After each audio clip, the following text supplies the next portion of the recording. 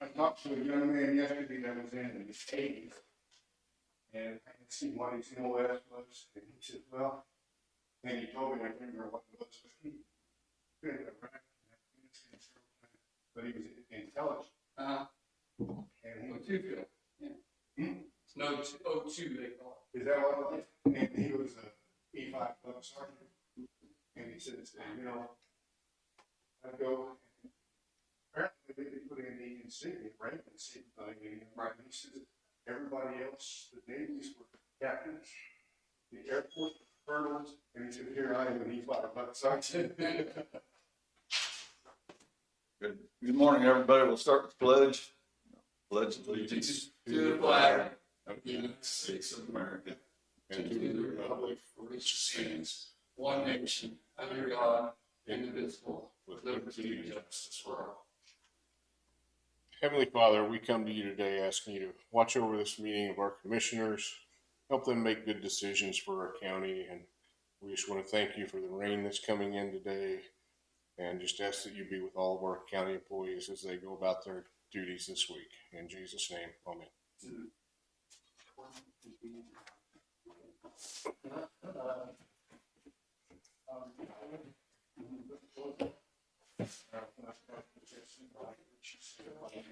Yeah. If you have any questions, any concerns, okay? Yep. I've read the minutes and I make a motion we approve the minutes as written. I'll second. It's been moved and seconded. All in favor? Aye. Aye.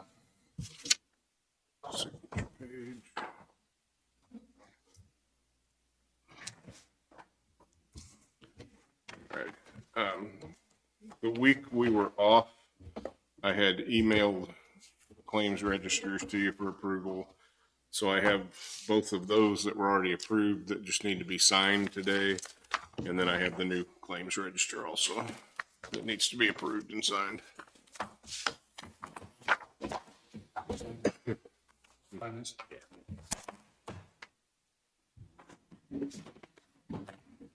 Make a motion to pay the bills in an amount of $516,687.02. That's my motion. I'll second it. It's been moved and seconded. All in favor? Aye. Aye. I have copies of the sheriff's report.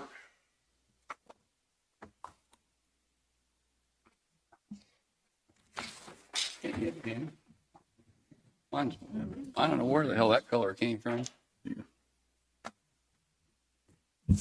Sheriff's report is total prisoners 42, 17 released this past week.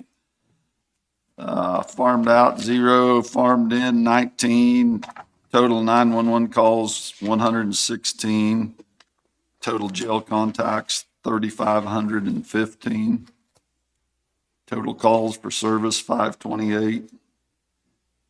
Civil service papers served 22, VIN inspections 5, new cases open 23, cases closed 7, vehicle crashes 4, SRO activities 138, bailiff contacts 96, livestock out 26. And on 10/14 of 22, payment was received from Wyandotte County for August and September inmate holding, a deposit of $42,322.50 was made. David, these other two sets of bills, are these ratifying from last week or what were they? They just need the signatures because We don't need to do anything? no. Okay. Let me see your pen. You didn't want to use I got a red one and a freaking purple.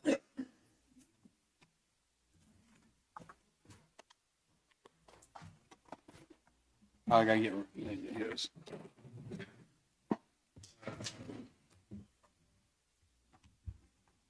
I think that's all I've got for now. Yeah. Galen? Sir.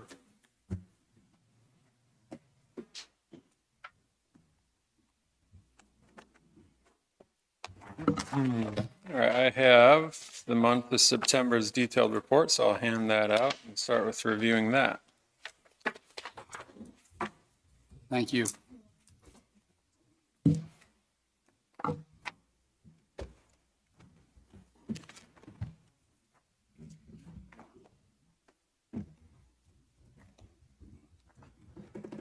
Oh, I'm Galen Anderson with American Medical Response. So for the month of September, just as I do, I'll go over the responses per city and then the districts, response times and things like that.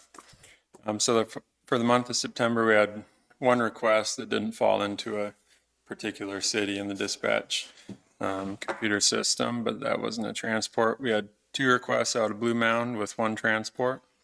And we had 10 requests out of Centerville with 2 transports.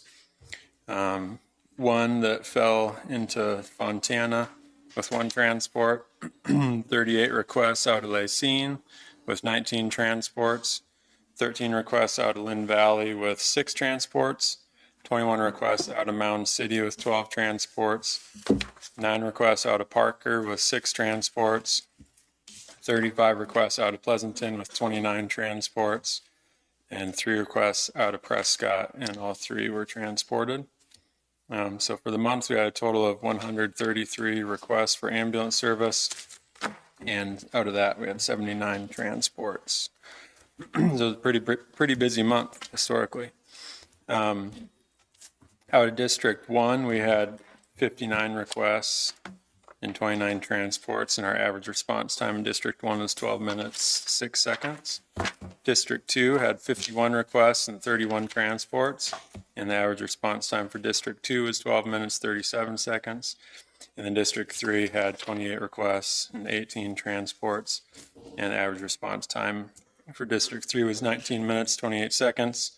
And something to keep in mind with that, as I've explained before, that counts both the response from the transporting ambulance, it's either coming from Pleasanton or Lacine, as well as the response from the supervisor paramedic that's stationed in Centerville, and then it combines those 2 response times for an average. So if one had a 10-minute response and one had a 20-minute response, it would come out as a 15-minute average response. So just something to keep in mind. And then all told, had 138 requests that fell in those 3 districts, 78 transports. And for all our responses for the month of September in the county, we had an average response time of 13 minutes, 51 seconds. From a staffing standpoint, or I guess a availability coverage standpoint, we were scheduled to have 1,440 ambulance unit hours in service, and we had 1,439, so we were in service 99.9% of our plan. And then there were 6 patients that were flown out by helicopter in the month. 1 was for respiratory arrest, 1 was for a heart attack, and then 4 were flown out for stroke symptoms. Any questions on that data? All right.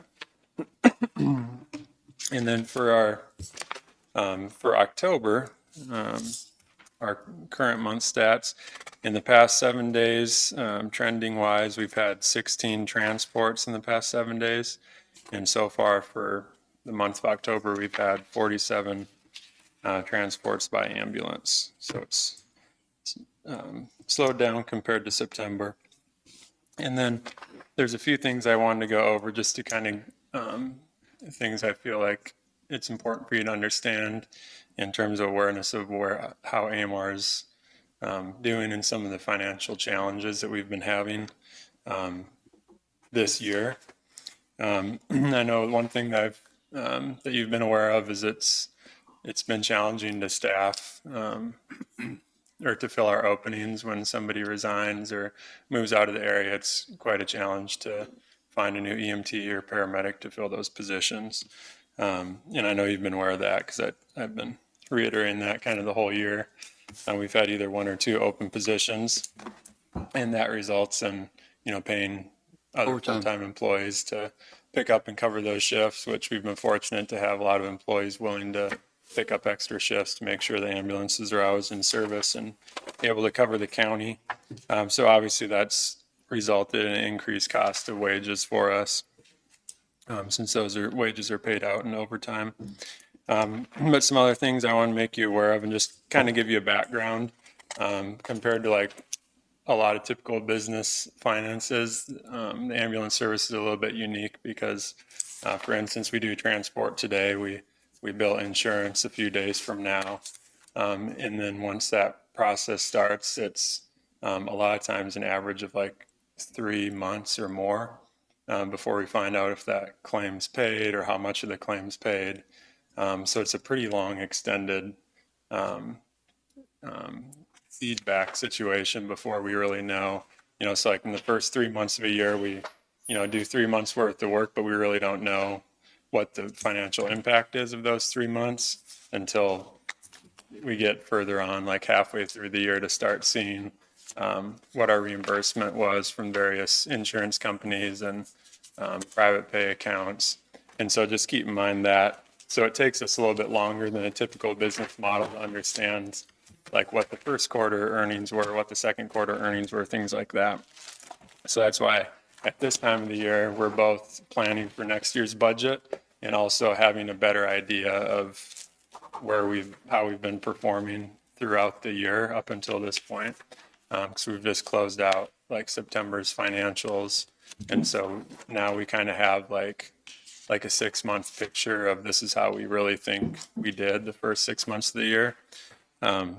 So I wanted to explain that because sometimes you'd think you'd know how you did last month, in the next month, but it's really a 3 or 4 month delay before we really understand how our business is doing essentially.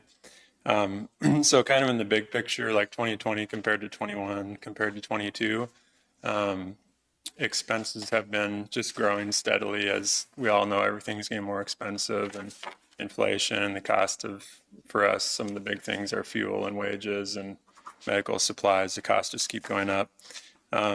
Reimbursement seen from like insurance companies and private pay and commercial insurance and our Medicare. Medicare is like our biggest one, but Medicare and Medicaid, Blue Cross reimbursement seems to be trending kind of steadily, well, a little bit lower this year than it was in 2021 and even in 2020. So there's some factors that we've identified that are attributing to that. I think one of the things is, throughout the pandemic, we kind of saw like an increased hesitancy for some patients to want to, leave the county to go to a hospital, and a little bit more that reluctance to be transported, and maybe they'd prefer to go by their own private vehicle.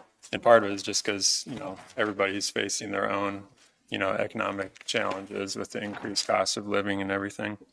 And so I think that's one of the factors. Another factor is we kind of expect volume to, like the increase in transport volume each year, we kind of expect that to be relatively consistent. And I think partly because of that reluctance to be transported, we've seen a little bit of a decline in transport volume. And so that's one of the factors. And then I mentioned a little bit of a lower reimbursement from the main insurance providers than we expected compared to previous years. I mentioned the higher cost in fuel and supplies. And then, of course, the labor shortage that's increased our wages. So, and then big picture, like 2020, 2021, they were good years in terms of being able to cover our costs and make some margin that, that makes it essentially worth doing the business. This year has been, compared to previous years, has been a much more of a challenging picture in terms of finances for the ambulance service here in this county. And a lot of ambulance services are seeing that across the country just because it's a challenging business to grow revenue in, because you have, a fixed population, a fixed set of transports. And obviously we, have a fixed subsidy from the county. And you can't just, go back month to month, be like, oh, we need more money here, we need less money here. It's not that fluid. So some of the things that we're doing and focusing on to try to mitigate that for ourselves. You're prepping us. Well, I'm not asking for increased subsidy, so I'll put that to rest. That, that I think in a lot of models, that really is the easy button would be for us to just say, hey, we need a bigger subsidy, we need more money. That would truly be the easy button, but in wanting, having a long-standing partnership with the county, and wanting to do our part to do everything that we possibly can to avoid increasing costs to the county. That's that's our goal, and that's our path forward. Like you saw, a couple of years ago when we renewed the contract, we were able to reduce the subsidy by making some changes in our own department to make it more affordable. So one of the things that will be coming up that will potentially help is every year we do an annual rate increase that's based on the consumer price index increase for that last year. And I forget what the percentage was last year. I think it was about 5%. This year it's looking like probably about 8%. So that's not an increase on the county subsidy. That's just an increase in, if we go and do an ambulance transport, instead of billing this amount, we'll be billing 8% higher. That's that doesn't mean we get 8% more on every transport, because a lot of the payers have a fixed amount. Like, you can bill Medicare whatever you want. You're only going to get what Medicare reimburses. So that's one of the things, but there are some certain categories of payers that we will get some more for having a higher rate that we charge.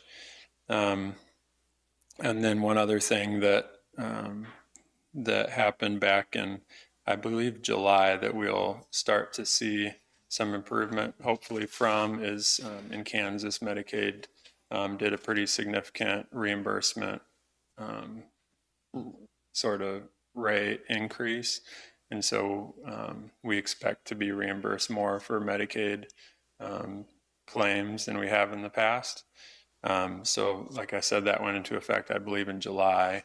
And kind of like I explained earlier, it'll take several months after that to start to see what kind of impact that's making. So we're hoping to see some increase with that. But Medicaid's not a huge percentage of the claims that we bill for Linn County transports, but it's maybe somewhere in the 5 to 10% range. So that'll make some difference. We have a regional recruiting department that's really being proactive and doing everything they can to try to get us more candidates to fill our positions, because if we can fill all our open positions, it'll reduce our costs, if we're not paying that extra overtime. And then the last thing is there's a program that's kind of partnered with Medicare program called ET3. And essentially, instead of the traditional model that, we go and if we transport a patient, we bill their insurance. If they don't want to be transported, we just, do certain paperwork, but we leave. We call it refusal because they refuse transport, and there's no revenue associated with that service. What ET3 could possibly do is set up some other alternatives for options for those patients, because now it's kind of like either we take you to the hospital or we don't. Like it's kind of the only two options. But ET3 presents a model for potentially at a lower cost connecting the patient while we're there on scene virtually with a doctor that can essentially do like telemedicine with the patient. And if it's something that they may need to go be seen for themselves, that may be able to be handled in their house while we're still there, facilitating like a telemedicine visit with the doc. And maybe it's just getting a prescription refilled that they need, or different things like that can be, there's not everything can be handled in that model, but there's some things that the patient wouldn't have to leave their house, could still get more advanced treatment than what just our ambulance crews provide, but also they wouldn't need to go to the hospital or for a follow-up physician visit to medical office. And then we would get not a comparable cost or reimbursement for transporting, but more than we do currently when we just, say goodbye and leave. So that's one thing, and that would be just applicable for Medicare patients. So that's one thing we're exploring too, to kind of try to think outside the box to, like I said, essentially explore all our options and do everything that we can to try to kind of right the ship and get our financial outlook looking more like last year, because it was decent last year and the year before. And so those are some of the things that we're going to be doing to try to see what kind of impact we can make. So does our contract price, does it cover you guys' cost and then you guys, your profits off of Medicare and Medicaid and private pay? Yeah, so essentially our two streams of revenue are the annual subsidy, which is paid out monthly from the county, and then whatever reimbursement we get for billing for transports. And so the subsidy is fixed, that's fixed and dependable. But reimbursement for our transports is kind of fluid and goes up and down. And if we were getting the same reimbursement we did in previous years, we'd, essentially be having closer to the same financial outlook as we did. You said? What's that? You're gonna be getting more since July, right? Is that what you said? So, but that's just for Medicaid trips, and that's a pretty small portion, maybe like 5% of our total transports is Medicaid. So it will help for that portion of the trips, but it won't make a big impact on all our trips. So, Dalen, you just mentioned earlier that less people are taking the opportunity to maybe use the ambulance service because they want to take them in their car. Why would they want that? I mean, unless your guys are telling them, yeah, you're on Medicaid. You can refuse service and just drive up yourself. Typically, really the standout reason why a lot of people maybe recognize that they do need to be seen for something and they are concerned about their condition, but they don't want us to transport them, is they're just afraid of the ambulance bill and they don't know what that'll be, or if they don't have insurance, they don't know what they'll end up paying. And so they kind of weigh their decision and go, well, I'll take the risk. And we've gone with this over time with Jason too, when he was here. Yeah. The billing that you get, it's not to scare a person completely to death, I hope.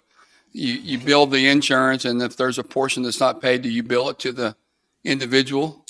Yeah, that's right. And do you run it against their credit if they don't pay it? No, we don't run it against their credit if they don't pay it. So what happens if they don't pay it? You write it off? So there's that this year the company's been developing a partnership with a company that can offer more options for the patients for their portion of the bill. So say, and this is just completely theoretical numbers, say we run a transport and insurance pays $500, and there's also like that patient deductible part too, and it really is variable depending on the insurance plan. But say insurance pays $500 and they say the patient's responsible for $300 because they haven't met their out-of-pocket max or whatever the situation is, and then the patient say gets a bill for $300. If they can't pay that, now there's options for setting up payment plans and doing things like that to make it more manageable, like maybe paying $50 a month for a while until that claim's paid off, different things like that to make it more manageable. But no, we're not running it against And especially the medevacs, that could cost a lot. We went over that years ago. helicopters out. Yeah, And you don't really feel like you have a choice if you're the person with your spouse or your kid or whatever. You want that, you have to have that care. And then you're afraid of this gigantic, enormous bill that's coming up. and there's a lot of our crews do a good job educating the patients what their options are. That's not a very good idea when you're sitting there by the helicopter waiting. Well, we'll ship them. It's going to cost you $20,000, or you could try to make it to the hospital. So there's actually been a lot of instances where, the crews there evaluating the patient, talking, this is what we're seeing. It looks like you're having a stroke. It looks like you're having a heart attack.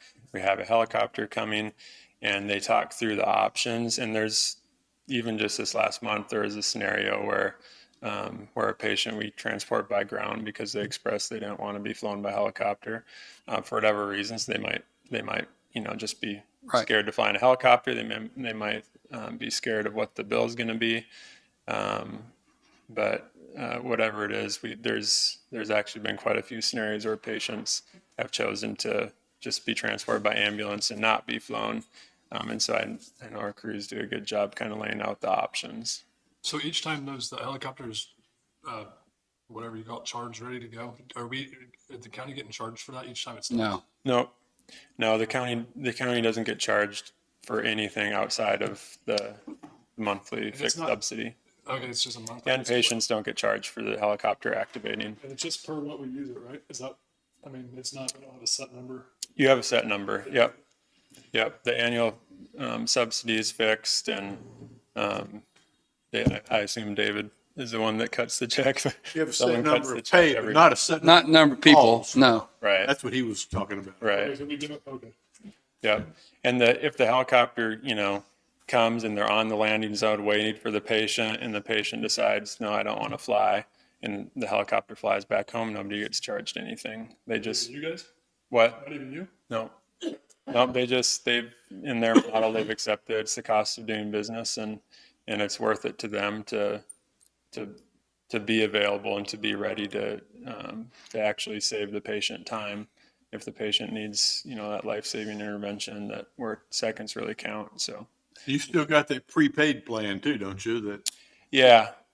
So there's a subscription, annual subscription that everyone in the county can pay into. That's basically a fixed cost. I think it's, don't quote me on this, so I'll set a wide range. It's somewhere between $60 and $80 a year, and it covers ambulance transports for you and anyone in your household. So there is that, and some people take advantage of that as a way of, mitigating not getting an ambulance bill if they think they have a chance of utilizing the ambulance. So, As your runs fell off in the rural versus the urban, I mean, is it say that again. your runs, you say you have less transports, is it comparable in the urban areas compared to the rural areas? Like around the state? Yeah. I mean, in my experience, it is because our transport volume is really growing up in the KC metro area. Now, I don't know if that's just because of if that's related to population shifts or what it is, but in my experience is. But that's just I only see one small piece of what's happening across the state and across the country in terms of rural and urban transport volume rates. Yeah, so I'm not entirely sure.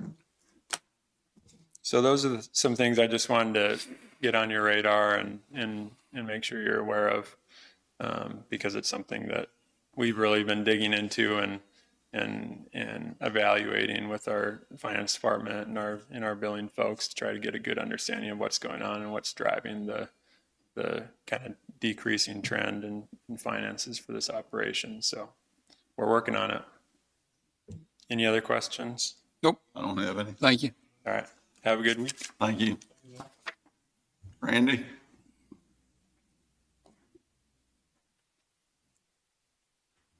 Good morning, Commissioners.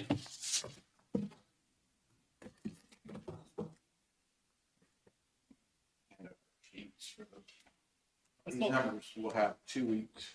Randy, that's all our bills that we had a Centos bill for $9.54. Have we got anywhere on that? On the fire? Fire extinguisher, we don't know. We have the training materials, doing training on it. Take the test, but we have not got the test. But it's in the works, right? Yep.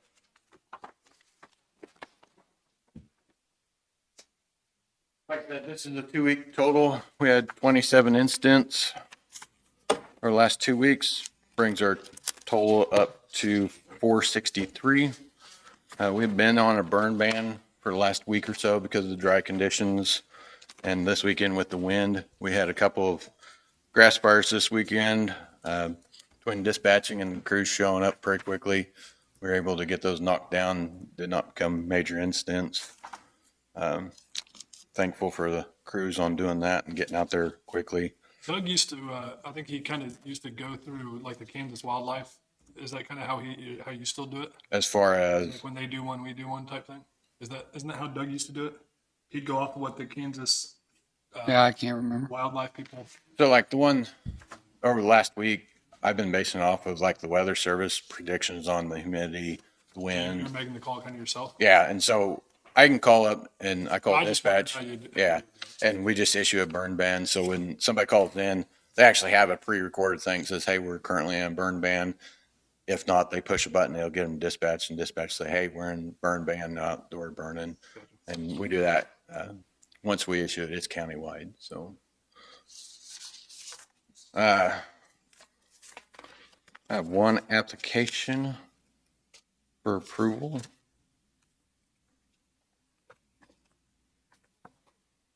It's for Michael J. Quigley. He's applied to be on the Blue Mound Fire Department.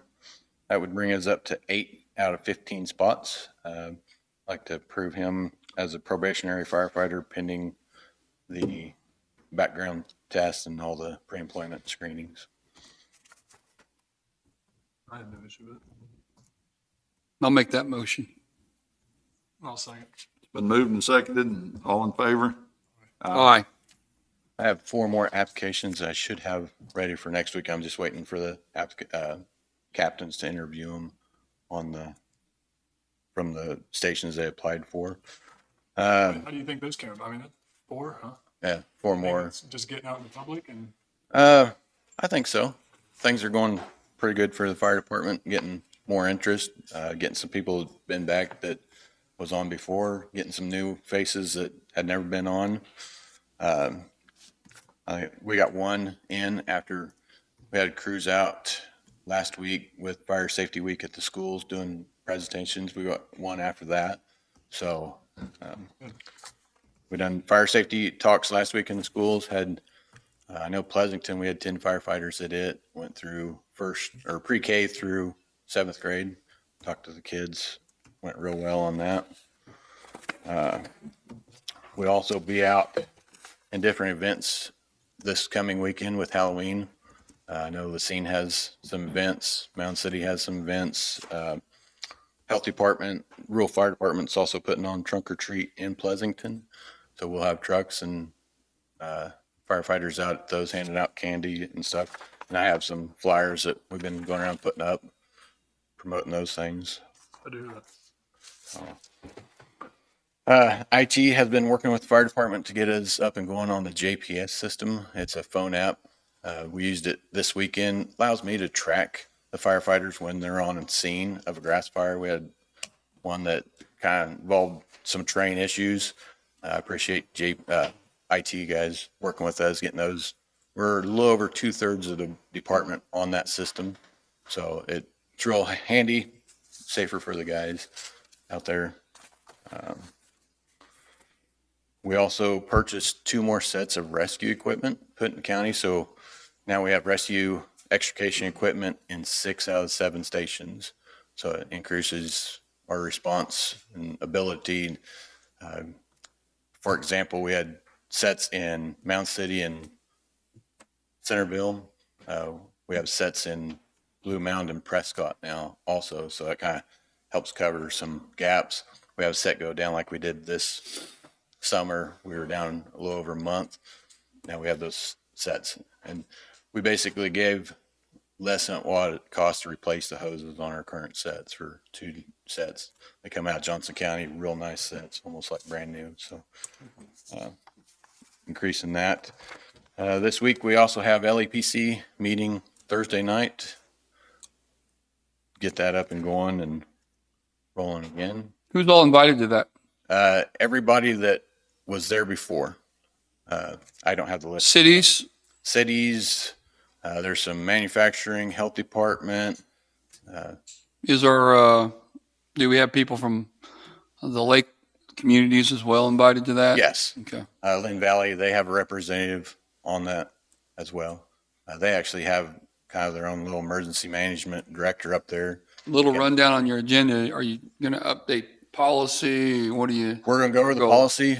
First thing we're going to do is bring everybody in and have like election officers, get a president, secretary, and all that we're missing now, get that all elected and go through and then get the next meeting scheduled. But go down, hey, this is what we're missing. We got to get this done. Bylaws approved, get them posted on the internet. So Danny, you're part of that, right? Yep. So, Linn has been communicating with everybody on email on that, get everybody here. It's not important until it happens, and then it's a crisis. So I hope we get it. So, other than that, that's pretty much things, staying busy and getting some stuff done. So, you guys have any questions this morning? I don't have any. Any of our firefighters ever want to go into the EMT program to get certified? Do you know? We do have some that are EMT certified. I know that we do, but any new ones, any additional? We pushing that or? I do have some that are interested. Okay. They're checking with the STARS Okay. program there in Pleasanton about trying to do like a night class. I have one that's currently on Mound City that is in EMT class, going through it right now, will graduate end of the year. I think that's something we can always benefit from by having, before the ambulance gets there, or Yeah. even assisting the ambulance if the EMT is qualified, if he's certified. At So- one time, the rural fire actually paid some guys to go get I think EMT. that'd be something I won't be here, but I would think that would be very interested. We have The a commissioner. program, a Yeah. policy in place to do that. Okay. It's been, I don't know, it's been a while since we've used it, but Have you seen that policy? If I have it, I glanced through it. Okay. I think it's beneficial to the county, very beneficial to them. Yeah, it's pretty much they go through the class, they pay all the money up front, and then once they get certified, we will pay them back, but they have to sign a contract to stay with us for X amount of Yeah. time, and if they leave, they have to pay some of the money back. And that's what I seen was a previous contract from somebody that said, But I have those blank contracts if we need them for somebody. okay, no problem. And that actually comes out of an EMS budget that we have, so it doesn't hit your budget that way either. Okay. Sounds good. Thank you, Randy. I know you've Thanks. a lot of time, so. Thank you. All right. Thank you guys. Thanks a lot. Bessie?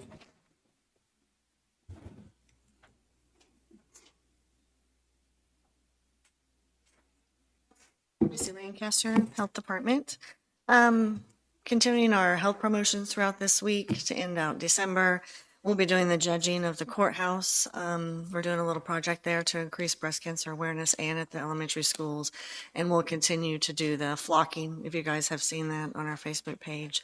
And then we'll start something new in November. The main thing is Danny came and looked at the building, and I'll have him give an update. He met with Yeah, I met with Nathan. and we kind of,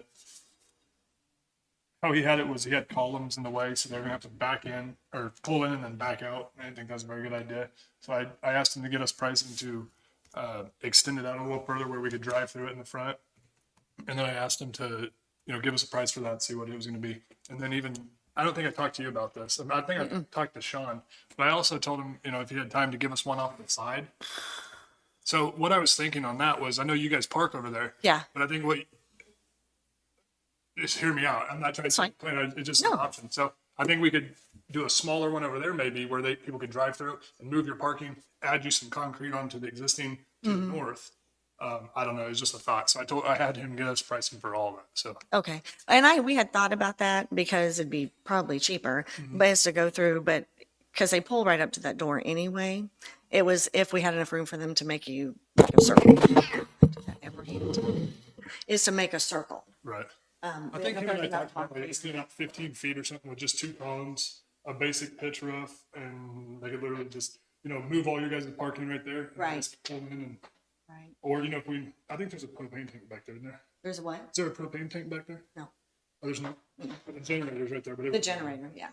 him and I kind of talked about that, and I told him to give us pricing for that, for the, the main one that you guys have talked about, just extending it out, and then an extension on the side with concrete. And I asked him for concrete price separate from the other two, just to see what it was gonna be. So, Okay.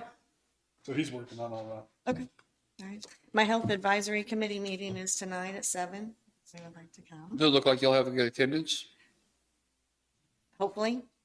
I mean, everybody knows about it? Oh, yeah. Okay. Yeah, I give them a week advance and then, send out the agenda and all that type stuff to them. So it's just some things, sometimes something comes up, it's district volleyball. So these are my FSRs.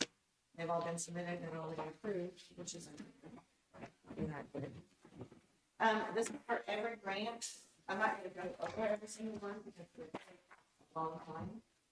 But I'll do the, let's see. Like if you turn to the second grant, which is the IAP 3, across the top, they'll all have on the right what they are, what the grant is. This is the first quarter. Underneath that, you'll see expenses, which is like salary, benefits. We don't have any itemized issues on there. And then a carryover. They all will look the same. Every FSR will look the same. And it'll give us our expenses. And on the last page of that grant, at the bottom, like this one, my carryover into the next quarter and the next grant year is on this one, 46,491.83. This is one grant. Okay, and on there it will have listed what all we have budgeted. It can be, we can do a budget maintenance request if we decide we want to change something or move money from this one to that one, you know, that type stuff. The big one that I think you're probably going to want to see is the CRCET, which is our big one that we're paying for the awning. And that one right now has $130-some thousand in it. That's not what we have budgeted. That's just what is in there right now. We have to have that one, and expanding infrastructure spent by June 30th. Those two will end. So I know, I'm just gonna let you look at this and you have, ask me questions next week. I know it's a lot to look at, but You said it's the 124,000 one? no, it's 130. Let's see.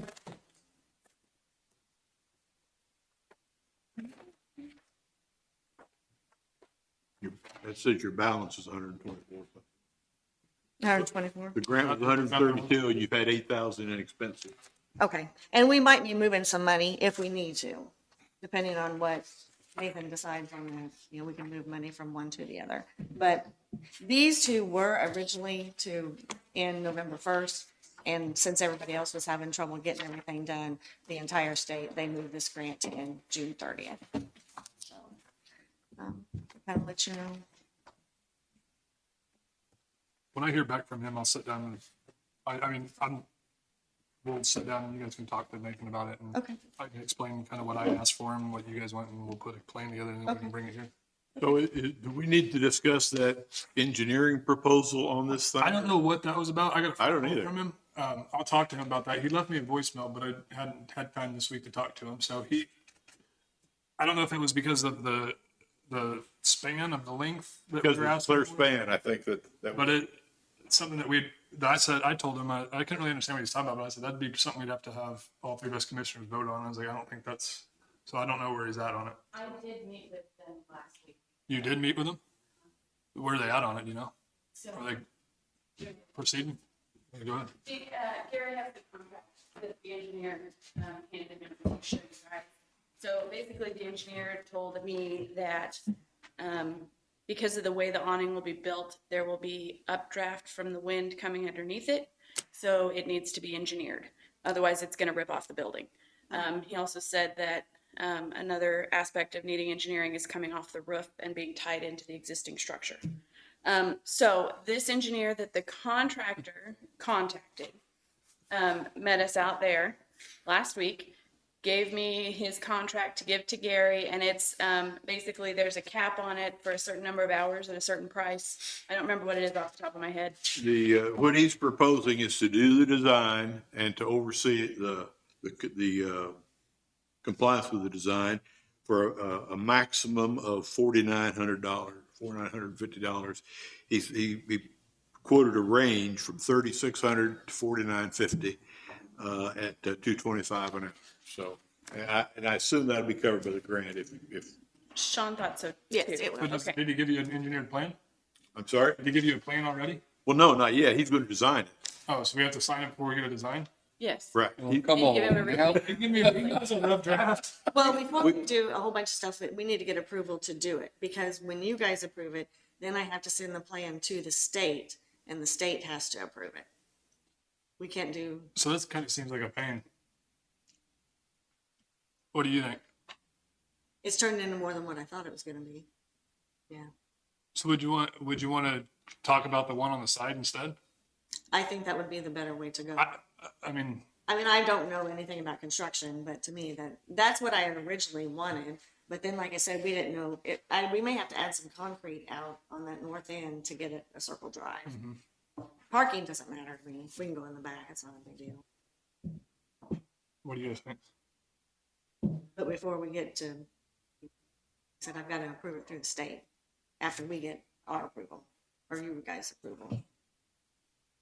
You got to get a cost first, right? Yeah, I gotta get costs from him, yeah. It sounds like the other thing's getting way out of, Yeah, Yeah. I mean, yeah.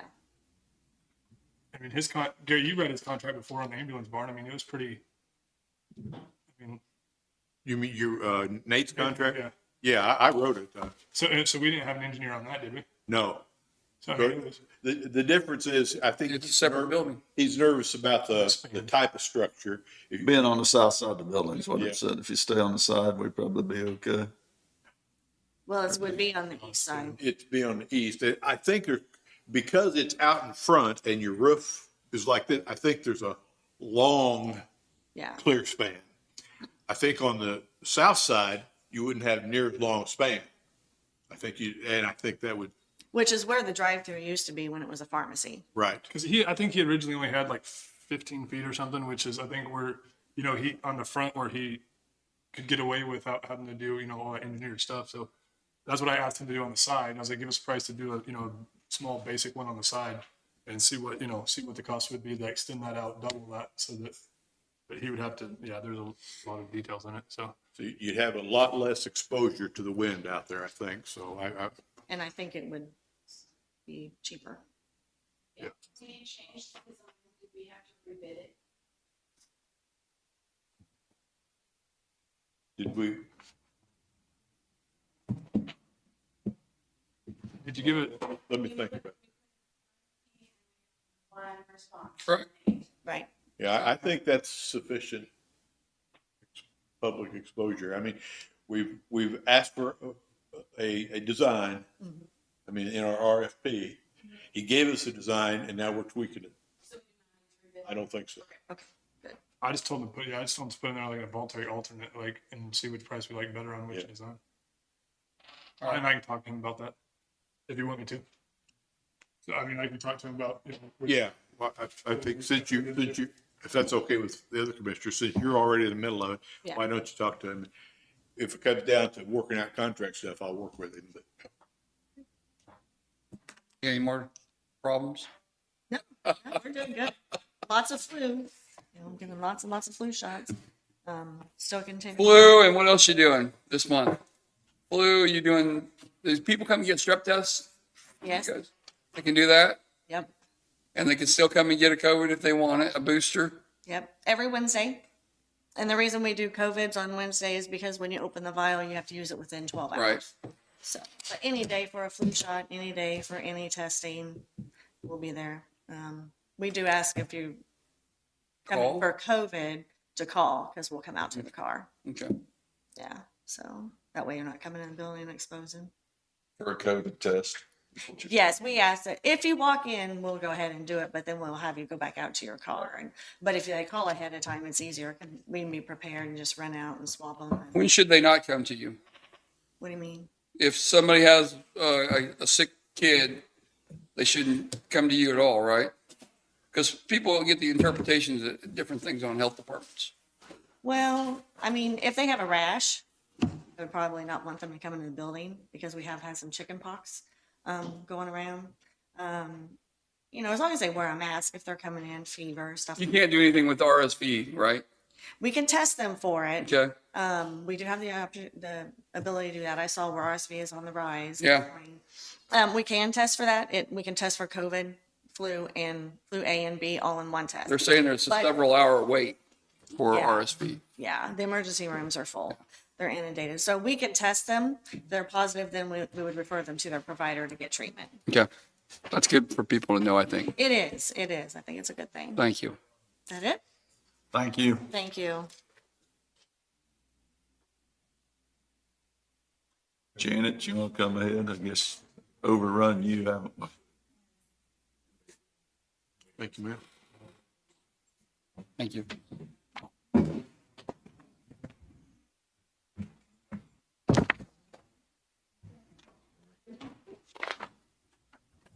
Janet Cleveno, Linn County Treasurer. I am here to give the Memphis quarterly report. There's no construction. It's all gone. So we just have our checking accounts and the CDs. You want me to read all this? No, just tell us the highlights, unless somebody else wants it all. 662 on our checking and 11,761.42 on our CDs. And CD interest is going up. I'm getting better rates. And those CDs or whatever we did on the bonds, remember when you went out and got them from the different banks? Is all those done? That's done. They're all done? This is, Did you do okay on those? You felt like the county did good? yes, we did good. Okay. What is the CD's interest rate right now? Most of them are 1.2. I have some at 1.5. The renewals. They won't go up till I renew. I usually keep them all at a year. A year? Okay? Then on the delinquent tax, you notice that we added 21. It went delinquent. We had what we call our sale. It's not really a sale. The first Tuesday of September. And we had to add 469,880.89 to this year's, yeah, that's right, to this year's delinquent tax.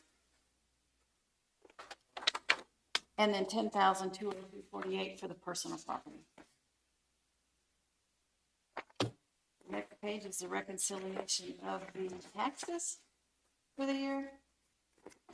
You want me to go through that? I don't.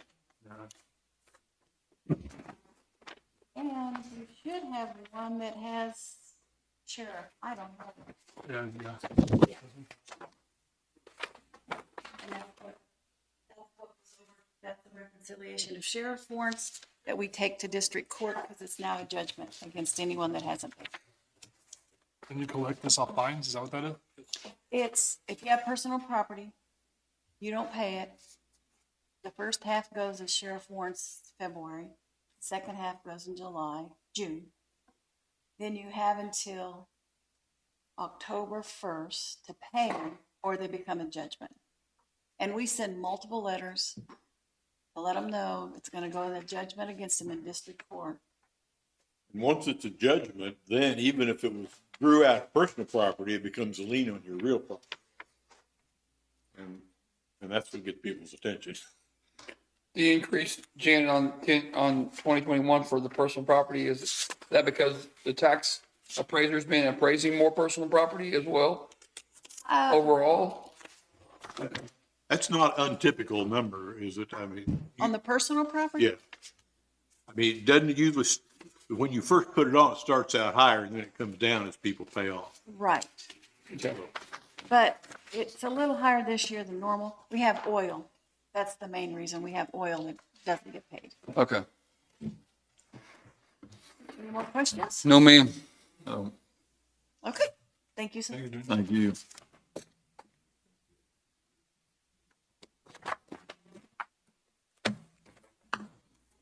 We have public comment. You got something? He's here on a request on Isla Road. Remember we talked about that? Shutting. Yeah. Yeah. I think she's got some, I guess you can come ahead and. I don't know if you need to be reminded of the background on it. Yeah. Isla Road dead ends at the county line. Well, it doesn't dead end, but it's from his property north to the county line. It's basically not been used much. They want to gate that from the county line south to a point north of his property. He being Mr. Stewart and the other property owners. In order to gate it, we also require that it be made minimum maintenance. Right. And so we've got an application for minimum maintenance road that has been signed by all the property owners. Our next step, if you're still willing to do that, is to pass a proposal to declare part of a road as minimum maintenance. We would pass this proposal, we would publish it once, It sets a hearing for November 14th. Anybody that has a opposition to it can come to that hearing and express their opposition. If you then decide to go forward with the change, we would pass two acts that day, two resolutions. One, a resolution making it a minimum maintenance road, and second, a resolution allowing a gate on the road. And so that's, we're at the point where we've got the application and agreement, which is an agreement between the property owners as to how they're going to handle the gate. Are you a property owner of it? Yes, Yeah. Are you for it or against it or what? Okay. may I give you, speak and give you? Sure, step up there. Let me just say, if any of the property owners were against it, we couldn't do it. Right. Did you say November 14th? Yeah. Step right here.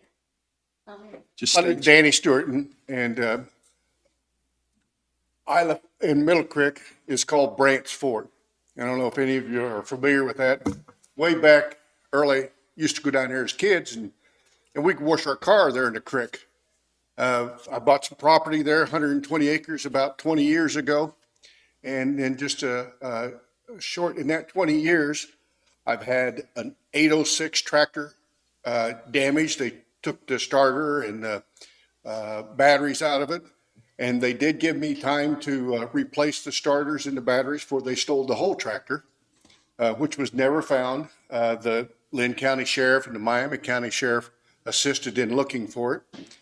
Shortly after that, they stole a bunch of panels, the wire panels, and then plus the pipe gates and stuff. And we did find those at Garnett at the sale that they had on Tuesdays. Miami County declined to prosecute the thieves because it was insufficient dollars. They only raked it at $1,000. And then I've had 2 trail cameras stolen. I've had a deer stand stolen. I've had a feeder stolen, a deer feeder stolen. Here recently, I had a $4,000 bull stolen.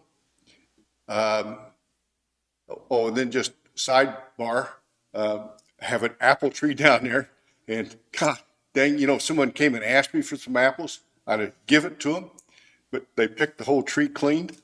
And Isla and Lookout is a perfect gateway because of the lack of homesteads there, for gateway from Miami County to Linn County or vice versa, for thieves to get away from. And then over the years that we've bought it, the kids have had so many parties down there. I haven't done it in a long time, but every other week I'd go down with 2 or 3 trash bags and pick up the trash right there at Brant's Fort, and then haul them home and let the trash guy pick it up. Well, I said I wasn't going to do that anymore. And then finally, and I don't know if it's the 4-wheelers or the razors or, well, I can't tell you how many times I've had to replace the fence because they get up there and they can't back up. And the only way for them to do it is to drive through the fence. And so then I have to round the cows up and repair the fence. But the damage they're doing to the banks of Middle Creek, if I come to town and drive my 4-wheeler through your yard, are you going to get upset? Well, I had people argue about the right of them to be able to drive on the banks. I own property on both sides of Middle Creek, and I don't appreciate them driving their 4-wheelers or whether it's razors, 4-wheelers, or that type of vehicles, and tearing the banks up and tearing the fences up. So that's why I'm asking for it to be closed.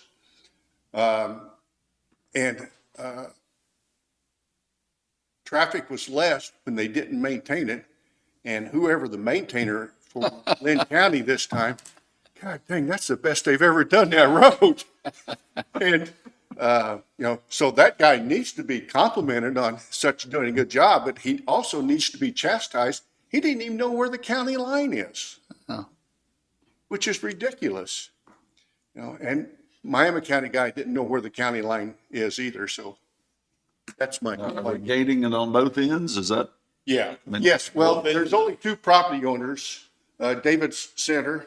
He owns south of the creek up, and then on the north side, he owns, Middle Creek, he owns up to that. Then I own, he owns the west side and I own the east side to the bluff on the creek, to the south side of the creek. So there's only two. Now, on the Miami County side, there's the Wilkins. They are in Miami County and they are on that road. And then my son just built a house in Miami County. So I'm asking the gate to be put now. And we would be willing to talk with Sean as far as the location, because there's one patch of timber that there's a gate area that belongs to David Center that he would like to have access to it. So, we'll work with Mr. West, I guess, or Sean, and put the gates wherever he wants. But So it's a little bit of a process, as you see, that's got some publication to do. I'm not against it at all. And I just wanted you to hear the story of what I've had to put up with. And when the sidebar sitting there in the deer stand and a guy stops at the creek and starts popping rounds off with his 9mm pistol, kind of scares you. And being a hothead, when I climb out of my deer stand with my deer rifle and ask him to quit shooting it, it even makes me a little, because you never know what somebody's going to do these days. Yeah. Thank you, gentlemen. Thank you. Thank you. Any need for me to stay here and listen anymore? Unless you want to fall asleep. Have a very good day. You too, thank you. So what we need to propose a Motion to publish the proposal to declare minimum maintenance road and set a hearing for November 14th. for Iliff Road from the point 3,500 feet north of 2,400 Road, north to the intersection of Iliff Road and Linn County line, Linn County, Kansas. Yes, except I think it says 3,400 feet, doesn't it? 3,400 feet north of 2,400 Road. That's my motion. Allow our chair to sign that. I'll second. Been moved and seconded. All in favor? Aye. Thanks, everybody. Yep. That needs to go be published. I guess David will send it published once.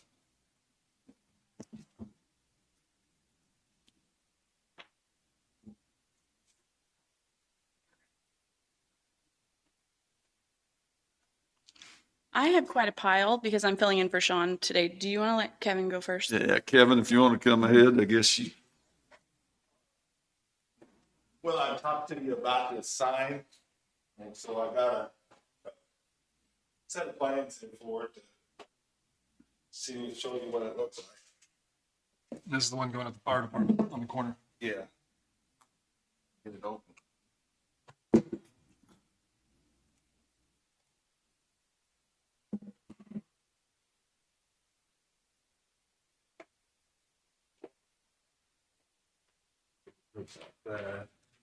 Well, that's kind of the basic model, and of course, you know how things are. We're talking about it. Well, why not put marble hills? Or we may end up revamping and making it even better than that. Okay.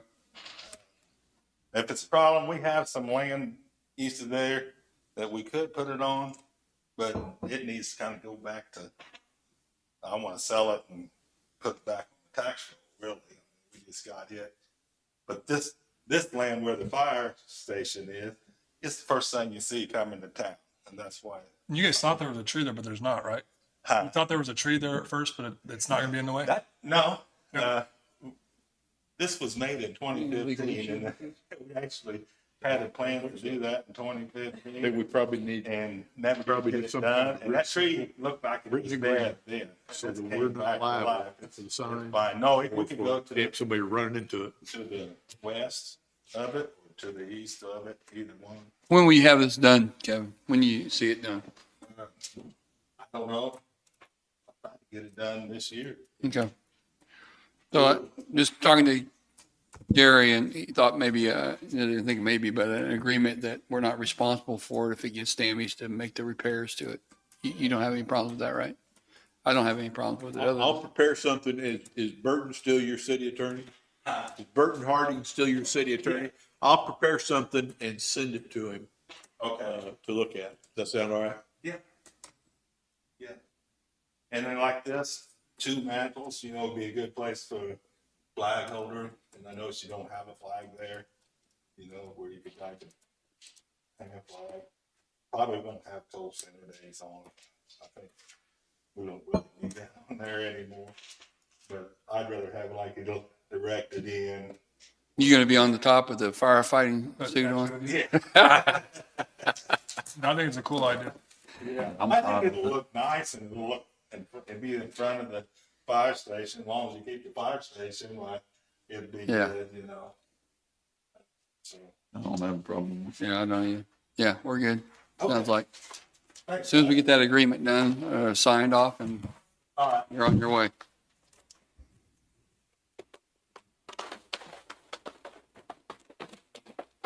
Well, it's a good day to come over here with rain. Yeah. Just keep it coming. I got a basement. We'll get something worked out. Darren, you have something?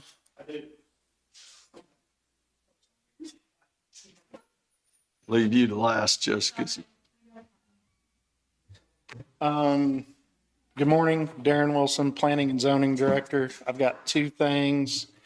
I've got a resolution number 2022-34, a resolution amending the schedule of fees established by resolution number 05-24 by the addition of certain building permits and fees. It's for cell towers. Okay. Just cell towers, right? Yes. Well, communication towers. Yeah. And it has a $1,200 fee for building a tower or a major reconstruction of a tower or the supporting Okay. equipment. And it has a $500 fee for minor. For installation of new or additional tires and equipment to tires, 500. And minor changes or repairs to tire, compound, or equipment, $500. So we need a motion To pass that resolution. we need a motion to pass resolution number 2022-34 pertaining to cell tower. How did you come up with that amount? Because people are going to want to know. Comparable to other counties. Okay. I'll make that motion that we pass resolution number 2022-34. Is that it? I'll second that. Been moved and seconded. All in favor? Aye. Second thing, we received a contract from Mr.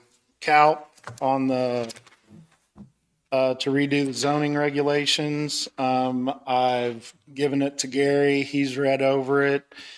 He approved it. Everything looks good. We just need a signature. You already approved the bid. You're just now going to Through the sign. contract. And it is for the 39,000 that he originally proposed. You only need the chair signature? I believe it, yeah, just one signature. Right. Do we need a motion to have? Yeah, Yep. probably be good to have a motion authorize the chairman to sign the contract. That's my motion. I'll second it. It's been moved and seconded. All in favor? Aye. Aye. So right here for Linn County? Yes.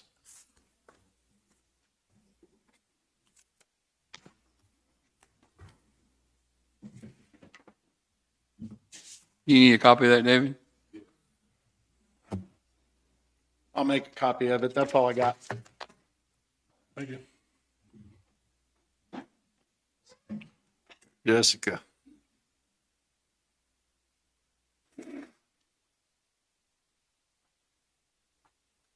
Okay, Jessica Hightower, Economic Development. I need a bigger podium today. Okay. First off, I have Joyce needs signatures for the 2024 fiscal year transportation grant. There are two forms here. One is just stating that the chair is authorized to sign documents, and then the second one is a letter of support from the commissioners for our grant application. We are not requesting any vehicles this year, just operating and admin costs. So you'll need a motion to authorize the chairman to sign those documents. All three sign one and the chairman's. Right, that's what I, yeah. Aren't they having, do you know if they're having issues being able to get buses and stuff out? Yeah. The chassis, they can't get the chassis. We're still on the list for, I think, 2 vans, as soon as they can get the chassis to put them together. I'll make a motion that we allow Jim to sign, whatever this letter for the. What is it? Read it, yeah. I can read this. It's, as a county government, the chair of the board of county commissioners is the authorized person to sign documents of all kinds. This is per Kansas statute 19-220. Kansas statute 19-212 further defines the power of the board of commissioners. I have no other source of written authority for this section of the grant. Make a motion that we allow our chair to sign that document. Second. Been moved and seconded. All in favor? Aye. Aye.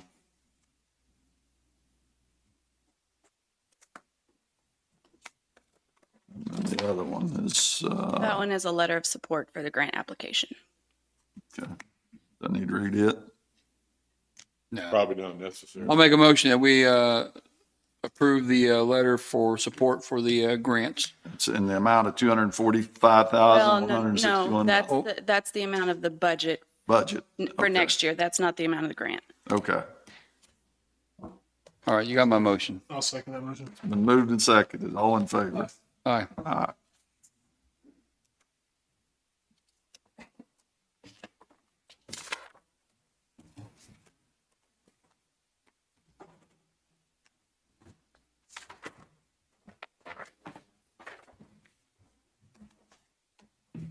We also have the cost summary by task for September.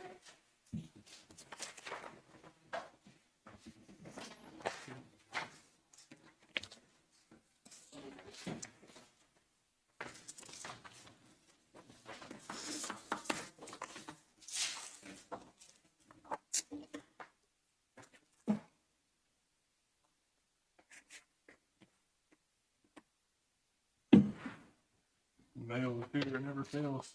It's a little cheaper this month.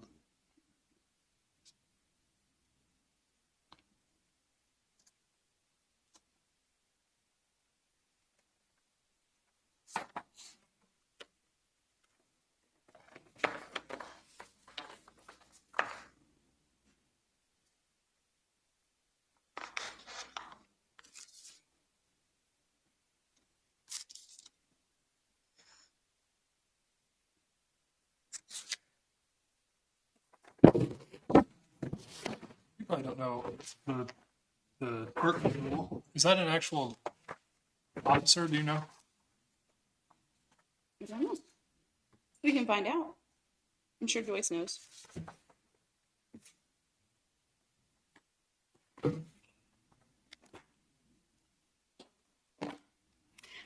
Patrol Park, I think it's a job task. I don't think it's a position. Okay, gotcha. So just, That would be Employee. an employee driving around looking at the park, yeah. okay.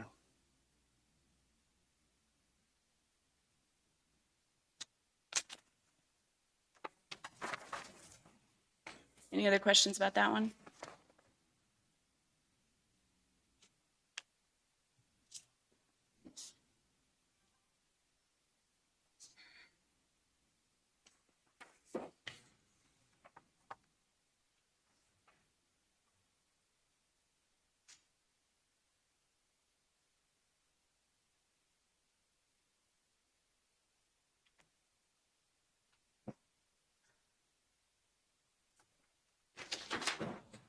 Gary, didn't we say at one time on like the sign maintenance, we do work with the sheriff, he like on fines for hitting signs or wrecks or whatever, don't we get reimbursed from like insurance and stuff? If say someone hits a sign? Yeah, don't we turn those into the insurance company, David? If it's something where we can, but most times we don't know who hit it or what happened. Oh, really? Yep.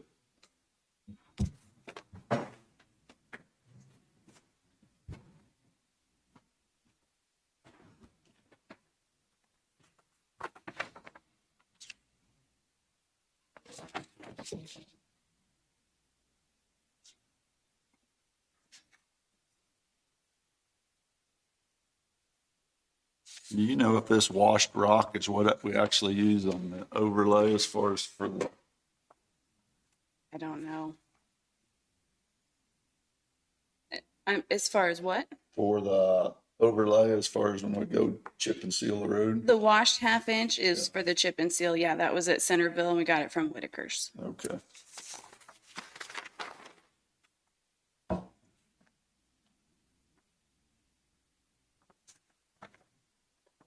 On the sanitize for COVID-19, is that the senior centers? You know, what's all categorized in that, you know?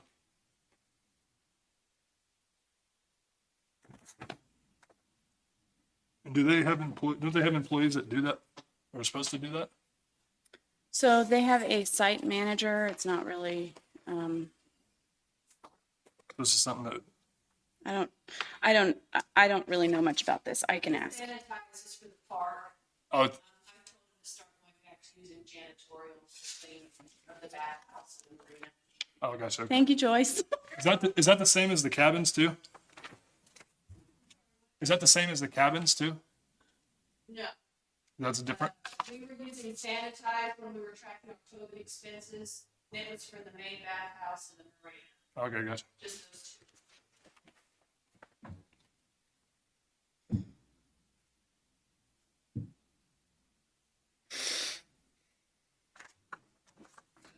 There's something brought to my attention this week too about, our reduced dumping fees at the landfill. Where we do that and then we leave tickets open for months. We have no real way of tracking when we give so-and-so a reduced dumping fee. Our people, I have a recommendation from Sean on that. okay, He recommends that we rewrite the permit, that we put a start and finish date on the permit, and also that the city will be the applicant, not the contractor. And that way the city is responsible for making sure that it's done on time and that it's only those materials going into the, but there's times we give it to an individual too, right? I mean, so we've got to figure out how our people know right, that the end of this job is when it's finished. right. Well, I mean, and that would kind of be answered with the start date and end date. Because we have things down there that's 12 months old, still hanging on the wall. I don't know how it's done in the past, but the ones that I've done, I've got a note on my calendar that if it goes for like 6 months to call and see if they've completed it or if it's still in progress. So I'm trying myself to keep track of that. Okay. But I don't know how it's done in the past. But each month, can we just send down a list of reduced fees and hang it on the scale house? Why don't we give them an end date? End date's what we need, some kind of end date to where our people know that. So they won't just keep, in some events, okay, I got the house down now, my barn, I'm tearing it down and we'll move that. We'll move this. I mean, You there's sound like you've done that. opportunities there for contract. Yeah, then my neighbor's got a house, we'll tear it Yeah. down too, and then one out in the next county, and There's opportunity there for a contractor Yeah, to yeah. charge somebody to tear something down and, yeah, if you have an end date, then the Right. burden's on them. If they You know, can't you're- comply with that, they can come and reapply. exactly. Rather than put the burden on our guy. And our guys down there, they don't know, that if the job's finished or not for our So maybe guys. a copy of your, once it gets signed off with an end date to it. I don't know what the end date should be, 90 days? You can't have it removed in 90 days or 120 days, whatever it is, you come up with a, I know like if somebody builds a house and they got another house that they're eventually gonna tear down, it's 6 months to have that other structure torn down if they're putting another dwelling unit on a parcel. seems like a long time. Yeah, but see, I mean, they could be hauling anything to us in that 6 months if they don't tear their house down, right? Right. I like 90 days. I mean, I like 90 days. And maybe, if there's some circumstance that makes that problematic, let them Contact him. let them work out a special situation. Well, exactly. Just like the house, they're not going to start for 3 months if they're building or whatever. So we need to start and a finish date probably, just like you're saying. And keep it narrowed down as close. Yes, it won't start on the day you approve it. It'll start on the day it Exactly. says it starts. Yeah, But they need communication as well. they do, because they Right. don't know down there. It's on their wall that they have it. And there's no way of knowing whether it's, So if it's got an end date, they'll know it. And then if they need to extend it, you can send them something that says it extended every how many days. So we'll rewrite the application, is that what, add that in there? Yeah. Okay. and we need to go back and look what we have down there as far as it's open, probably. You know, there's some, I don't know what they are, but there's some that's wrong. Two that I've done that they actually called and said that they were completed. So there's probably a few out there. that Can, don't know. can you check on them for us? Yep. Thank you. Thanks, Darren. Okay, I have 2 burial permits. The first one is from People's Telecom. It's permit number 2022-21.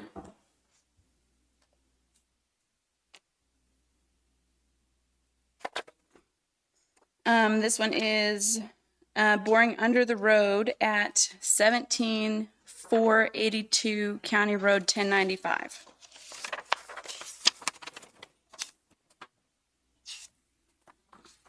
Don't they send in a payment and all that stuff? I've got the payment. It's been signed by Sean and the road foreman. Just need a motion for approval. I'll make a motion that we approve the burial permit for Telecom or People's Telecom. People's at 1095 and 1700. Is that what it was? Yeah. That's my motion. I'll second it. Been moved and seconded. All in favor? All right. Aye.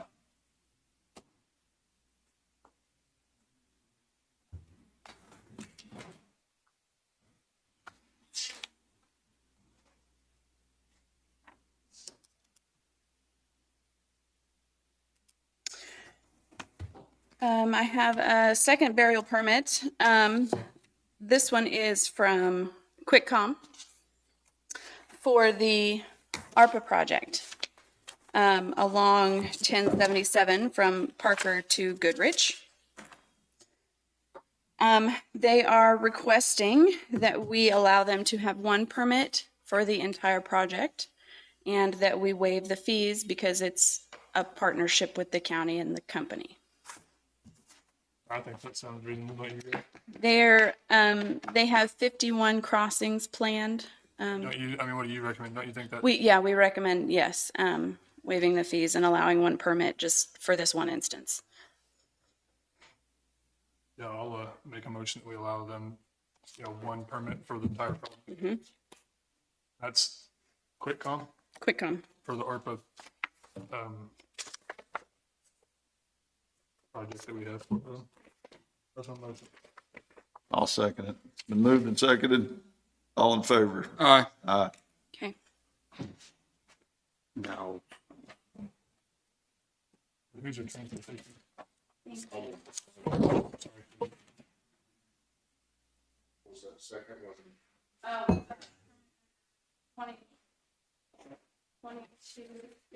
22, yes.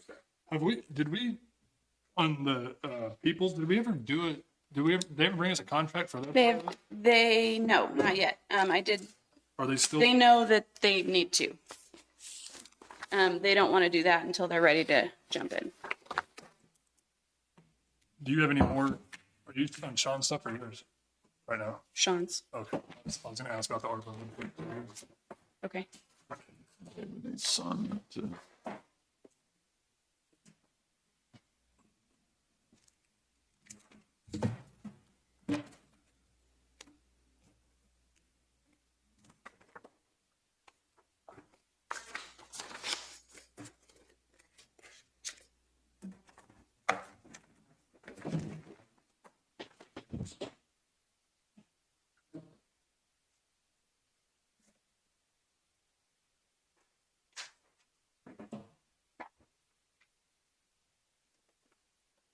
Okay, next on my list, we walked through the 4 buildings that we would like to remodel. Danny came and walked through with us along with the department heads that would be involved. The buildings are the former judicial building, the courthouse, the annex, and the former attorney building. We have drawn up RFPs to solicit bids for the remodels that we would like. I have copies for you if you want to look at them before we decide whether to publish. We can talk about it next week if you want to. Gary's seen them. I think you'll want to take some time and study them over because they're fairly complex. Does that include the like HVAC stuff in the courthouse? Cool. You've got like 4 different, There's 4 different ones, one for each building. Did you get a lot of more information in it? Danny, you said you was gonna work on getting this historic Yeah, stuff? yeah. I actually found another company called, I think Straya. There's a list on the Kansas Historical Society's website of Okay. contractors that specialize in historical buildings, that if we approve this RFP to publish, I will just send it to all of them and see who responds. Yeah. I'm gonna take them home. Yep. Okay. The South Shop finished the parking area west of the Justice Center. They've got it all gravelled. Last week, Harry got a pump put in the river for farmers if they need to draw water out. It's at the fairgrounds. It is all locked up in a trailer, but it's accessible, but it's locked up so it doesn't run away. How do we advertise that? It's put in the newspaper on the website? Or? I think, yeah, I think so. we might just, I don't think we've discussed it in a meeting, so we might just discuss it now. So it's, Okay. I mean, in years past, when there's been a drought, we have pumped water out of the creek and allowed farmers to come haul water for their cattle. We're in that situation now. We had some requests about it, came to Jim. I got approval from the city because they have water rights basically on that location. They're fine with it. And then I had to get approval from the state because anytime you draw out of a river, you've got to get their approval, and they both approved. So Harry created a standpipe and rigging and hooked the pump up. So It's ready to go. available. So, I guess none of our people need to be there for this to The operate. way that I understand it is that we put the pump there, and anybody that's pumping out is responsible for the fuel and to bring fuel for the pump. Bring some gasoline and gas it up, and that way we're not running down there Right. tending to it. I got you. Have you already had a lot of people using it? I don't know. We're not really monitoring it, so. For the airport, we got the part for the fuel pump that we were missing, that came in last week. So we were able to increase the price to $6.20. We are still working on trying to get the building cover. We've brought the insurance, contact in on that, trying to get a date. He's dodging me. And I don't have any word yet on the Cape grant that I applied for. Last week, the Lake Region Solid Waste had their quarterly meeting. It was here at the annex. They have requested that you appoint me as an alternate for that board. Currently, Sean and Al are members. Danny is an alternate. We can have up to 3 alternates, so we don't need to take Danny off, but they want to add me, and they need a motion in our minutes to do that. I'll make a motion. We had Jessica as an alternate, the Solid Waste Authority. I'll second. It's been moved and seconded. All in favor? Aye. Aye. Thank you.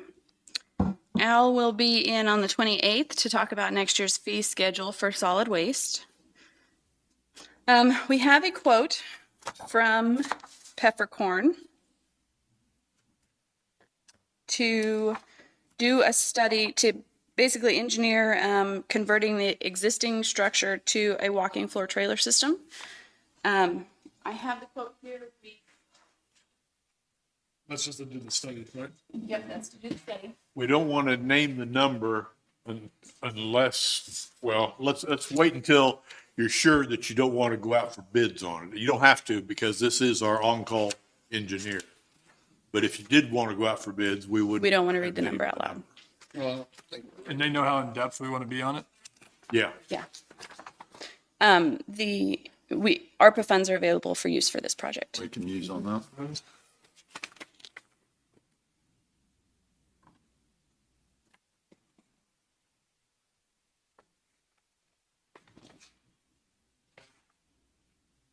And this addresses, there were 4 issues that you asked Sean about last time. I think some cost benefit analysis, that's all included in there as well. As far as which landfill we should go to. Do they say estimate how many hours they think it's going to take? is labor included in that? That's the cost. Like per item? Like, so you have design services and field services and on-site material testing. I don't know if they have. I don't get your question, Do Andy. they have like a, they think it's going to take 80 hours to do it? Oh, no, they don't specify how many hours they're going to take, but you take the price there and then they've got their hourly rates. I mean, they're going to be, Rates are, but no, they didn't break it down by the number of hours per task or anything like that. They just gave a total.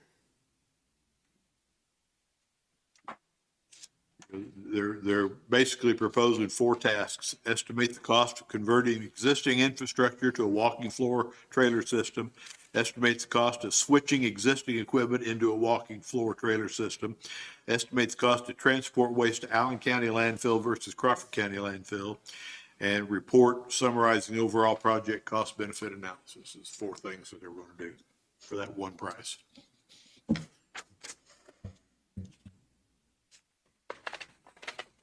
You're not looking for something today on this, are you? That's up to you.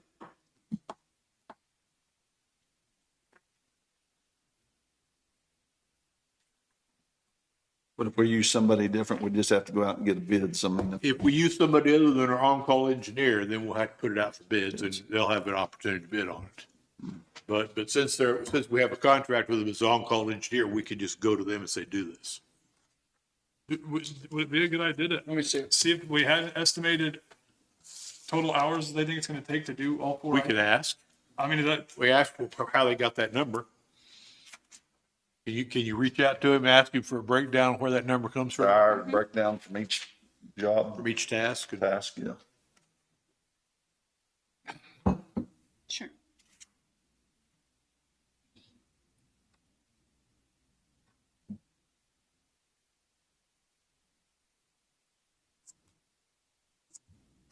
You can go on with something else while I look at this. Todd will be in on the 14th to talk about next year's plan for asphalt. Sherry will be in on the 7th to talk about next year's fee schedule for the park. Noxious weeds have been assisting solid waste as a driver last week. And Johnny will be in on the 21st to talk about next year's weed program and to update on pest control testing. Our driver that was taking the CDL training, he's finished his training. Now he just needs to schedule his test to get his CDL. Okay, that's all I have for Sean. The rest is mine. I'm very excited to let you know that we were awarded the Rural Champions Grant by the Office of Rural Prosperity. The press release came out last week with the 12 counties that were awarded. There were 2 that were that are going to do a housing project. There were several that are doing childcare, some that are doing wellness, some that are doing community development. So that's exciting. We will have a contract in the next couple of weeks for you guys to Can you go over the amount again? Yeah, it's so we will need to formally hire Darcy Wilson for that position. It is 20 hours a week Right. for a year. And $20 an hour. So the total grant amount that we will receive is $20,800. I think you hired her contingent on getting the grant. We did, and I didn't know how we wanted to do that. in here if we need anything else. Just acknowledge in the minutes that Yeah, I had prepared a motion if they wanted to, just to ratify the hiring. there's nothing wrong with that. Yeah, go ahead. You wanna read You it? want to read it? So what I was moved to ratify the hiring of Darcy Wilson as the rural housing champion, and Wilson will work 20 hours per week at an hourly wage of $20 per hour for 1 year. And just again, for the public, what will Darcy, what will she be doing? So she's going to be our housing champion. She's going to work with the cities to try and we're going to put together a housing assessment of the county, see what housing we need for the county. We're going to work on bringing resources in to try to address the needs, and then bring in developers to build or remodel as we see fit. You see that as like putting together committees in each town, or you're letting her just take care of it? We're going to get city officials together with Darcy and I, and I think that's where we're going to start. And then I would like to ask the cities what they would like to do, if they want to form a committee, if they want to just work with her one-on-one, individually. We'll just kind of see what their feeling is. Okay. But this is the first year that they've done this program at Office of Rural Prosperity, so it's all we're making this up as we go. So we are, they're asking us to document everything we do, whether an idea works or not, so that someone else can come in and basically follow in our footsteps to implement the program in their county. I got a question. Would it, so, like on a house that's condemned, would that be part of the, I mean, like revitalizing it, would it fall underneath? Well, I mean, if it's been condemned, it needs to be taken down, right? There So, could be an element to this plan, for example, that says, let's identify houses that have been condemned, but that could be fixed up, and come up with a program to encourage people to come in and fix them up. I personally think that'd be huge. mhm, I mean, that's just me though, but Yep. we could implement that in it. And that might, some cities might need that and some cities might not. right. So with that being said, I need permission to establish some social media accounts specifically for this project. We would like to have a Facebook page. Darcy wants an Instagram, and I'd also like to have a blog. We are required by the grant to post once a week. So if we've got multiple avenues, we can really get detailed in our project and how our processes So you're gonna be go. the administrator of it? Yes, I'm going to be the administrator. We're going to give Darcy posting permission, and then we'd also have Chris on there as well. Okay. Is it going on any Facebook stuff too? Mhm. Okay. I have no issue with it. I don't have a problem. I think I need a motion. Probably good to have it in motion. I'll make that motion that we allow social media, our administrator being Jessica Hightower for the housing. I'll second. Been moved and seconded, all in favor? Aye. Aye. Thank you. But we still have that one. We never ratified that, right? We need to do that. Oh, I'm sorry. So do you want to go ahead and do that? I think so. It did. Just ratify her. I'll make that motion to ratify. What was her name? Darcy Wilson. Darcy Wilson. I'll second.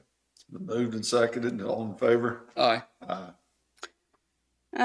I have two committee membership changes. Christine Teagarden has submitted a resignation from District 1 that we need to accept. And then Clint Eastwood we need to accept his resignation from District 2. I'd like I'm to sorry, not 3. appoint anybody else until we have these broken down of term limits on everything. So when's that going to be done? Well, we have input now from all the committees, I think, and their staff people. So we just need to, I just need to draft something or let Jessica draft it and let me tweak it, which is I like a lot better. But Like in fire, 'cause I know I have an open spot in fire. We're doing that we're kind of holding off on everything until we get all this through. yep, I think that's the idea. And kind of like when we started the health board, we actually started off that way. 1 year, 2 year, 3 year. We remember? started them out on Right. staggered terms. So something similar to that. We didn't have a term limit, but we had specific. Right, right. That's how we should. Is that what you're looking for as opposed to term? No, I want limits. Okay, that's what. Definitely want limits. And, But I think all the boards need to have specific terms. right, The health board, we set up that way, and the fire board is supposed to be that way. sure. I don't think your board has that. Mine in my bylaws is by commissioner terms. So when a commissioner's term is up, everybody in that district is up as Yeah. well, which it doesn't work very well. Yeah. So we'll collaborate to put a draft together. We won't have it next week. What, you have 9? 9, So 3 from each. 3 from each. So if we set it up on the 3-year term, like we said, 3, 2, 1, I mean, start out that way. Yeah, we start out with a staggered term, and then everybody will go to a 3-year term after that. So can we make that like basic through all the committees? That's what, any that I have written since I've been here, that's what we've done. Well, that's been since time. Well, this committee existed before that. And then we want to put a term limit. Right. So we're Right. 2-term and then set out. Or whatever, yeah, However we do it. whatever the term limits are. I suppose you got suggestions for that. Yes. Okay. We'll get something drafted, but like I say, it won't be next week. Are you going to accept those resignations? Yes, I make a motion to accept the resignations. Second. Moved and seconded, all in favor? Aye. Thank you.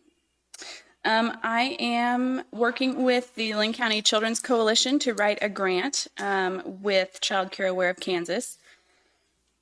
The Children's Coalition is the primary applicant for this grant in partnership with the county. It is up to $45,000 for the grant. We are going to try to establish a revolving loan fund for daycare needs that could help pay for supplies, continuing credits, furniture, etc. We're not allowed to use the grant funds for any construction, and we're not going to use it for payroll either. But if there are expenses that kind of fall through the cracks, that's what we're trying to help with. And there's no word yet on the senior center grant applications either. Have you got any more applicants on the ARPA funds or like people sending in? No. No? The senior, I'm sorry, No, go ahead. the senior center, what about it? We haven't received, we submitted the grant applications. To Ottawa? Yes, but we haven't, But they've sent an email I forwarded to Sean. She's confused what to do. yes, I answered that one, but we don't know if we've gotten any grants yet. So what are we doing? Well, you guys play, it's like a They maintenance. went around and looked at maintenance of the different buildings, right? What we, Yeah, we answered, so I think it was Centerville that the AC unit is basically falling apart. So that was our priority with Parker was the tile. Parker was the second priority, with the flooring. Well, we're not just going to take the money and put it into it and then move out of the building, I hope. I'm talking about the senior center at Pleasanton. Is that what you're talking about? No, What are you talking about? Centerville and Parker. This is a grant to do maintenance on senior locations, and they're proposing something at Centerville at that location and something at Parker. that's the two biggest issues we have, right? Right. They're not doing anything at the Pleasanton. Okay. And Pleasant I'll find not got back with us yet on anything. Just- Sean kind of headed that up and I haven't heard much from him or about it anyway. I don't think he's heard back from the city. Yeah, I sent them the proposal that we put together. They called with a question or two about it. That's been about 3 weeks ago, I think. I haven't heard anything since either.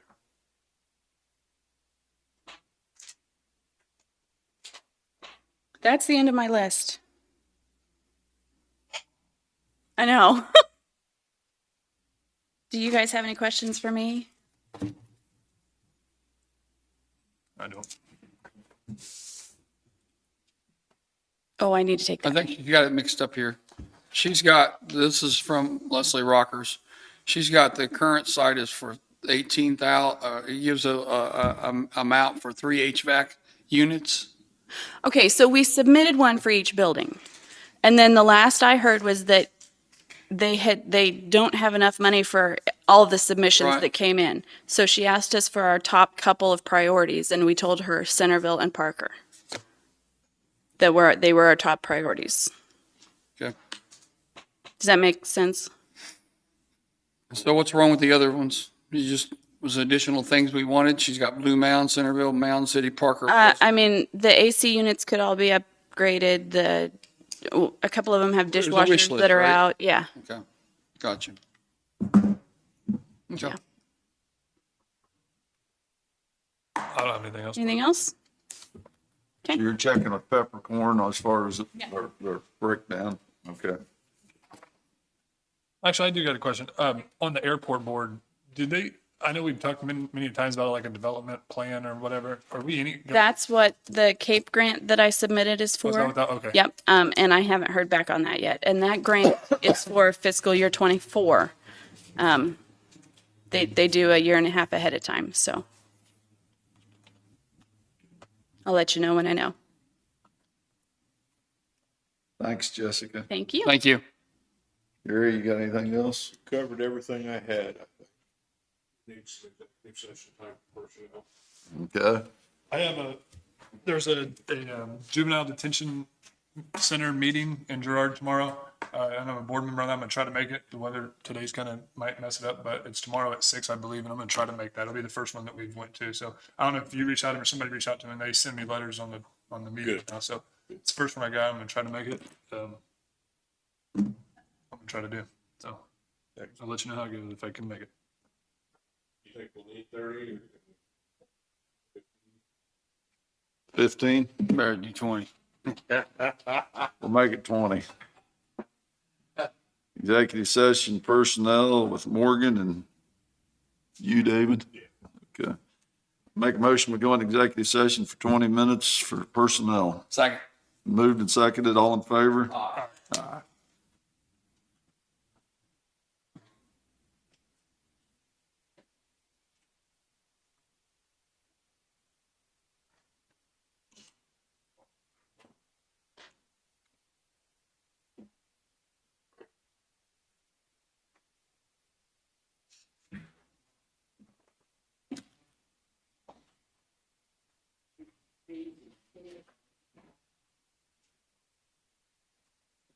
There it is.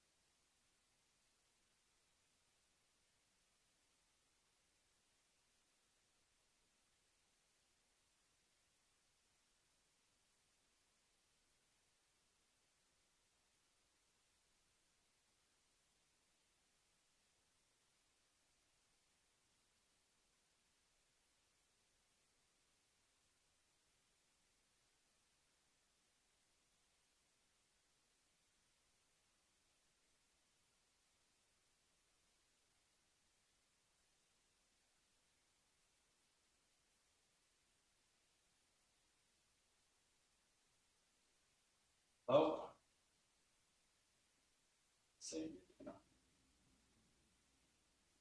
Hello? Oh, sorry. You're fine. So This building, that one? yes. Oh, okay. You might like that.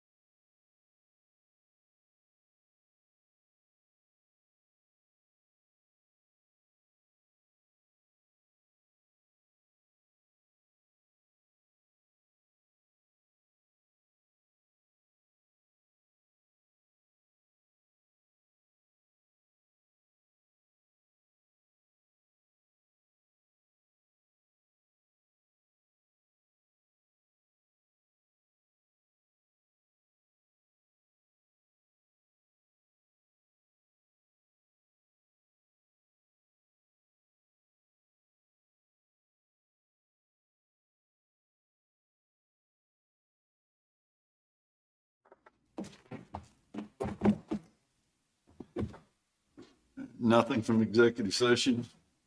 You get that? Anybody have anything else? I do not. Do you, Danny? Nope. I make a motion to adjourn. I'll second. Been moved and seconded. All in favor? Aye. Aye. You stayed till the end. Good job.